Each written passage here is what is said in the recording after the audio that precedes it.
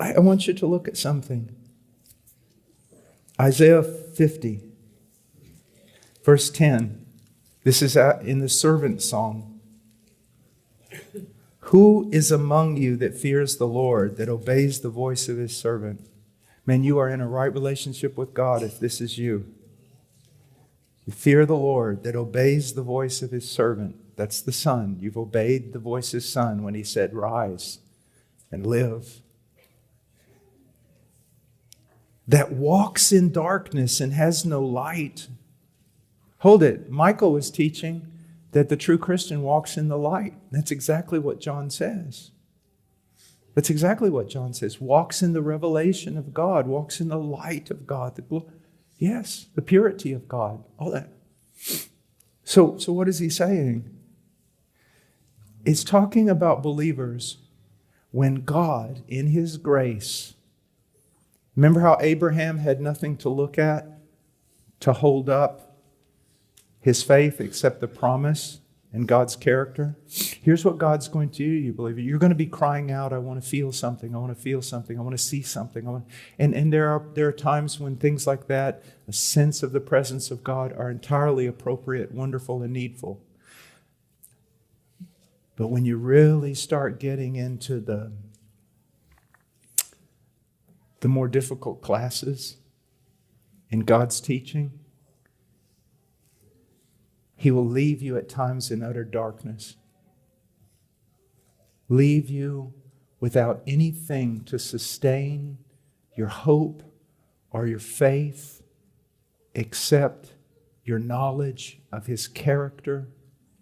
And if God promised to hold the hand of Messiah when he walked on the earth, you can be sure that he holds the hands of the Messiah's disciples. So let him trust in the name of the Lord and rely on his God. Let him do that.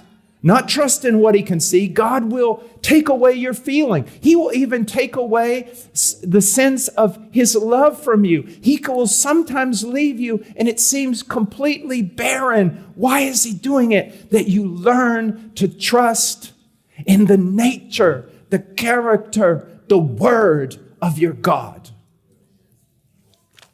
And then he goes on. Behold, all of you who kindle a fire, who encircle yourself with firebrands, walk in the light of your fire. And among the brands you have set ablaze, this you will have from my hand. You will lie down in torment. These are people who say, no, your character is not enough. Your word is not enough. I need to see something. I need to feel something. And so they go out there and they acquire strange fire. They've got to have some experience. They've got to have something, because just trusting in the nature of God. And so many believers will come to me and they'll go, I'm believing, but it's almost as though I see nothing. I feel nothing. There's nothing to support me at all. And I'm going, oh child. And yet, you find yourself believing. And yet, you find yourself going forward. Or I'll tell them something like this. Good enough. Seems quite hopeless in your case. Did you drink and party before you became a Christian? Oh, yes, I did. We'll go back to it. If I was you, let's eat and drink, for tomorrow we die. I can't do that. No, really go. Open door. I'll look up some in the yellow pages or get on the internet for you. Go out and have a bang-up time. I can't do that. Why?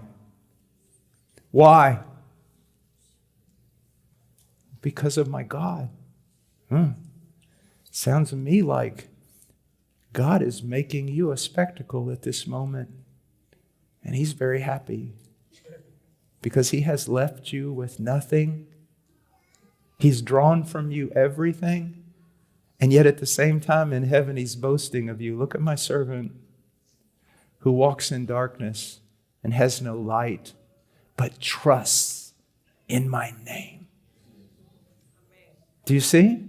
Now, so many of you can identify with that, and you're going, what I thought was a desert because of my sin is actually God getting greater glory from me than He would have if I had all kinds of things around me supporting up my faith. Do you see? This excerpt was taken from the full sermon, My Soul's Need and Biblical Keys for Growth. For more sermons by Paul Washer, visit heartcrymissionary.com.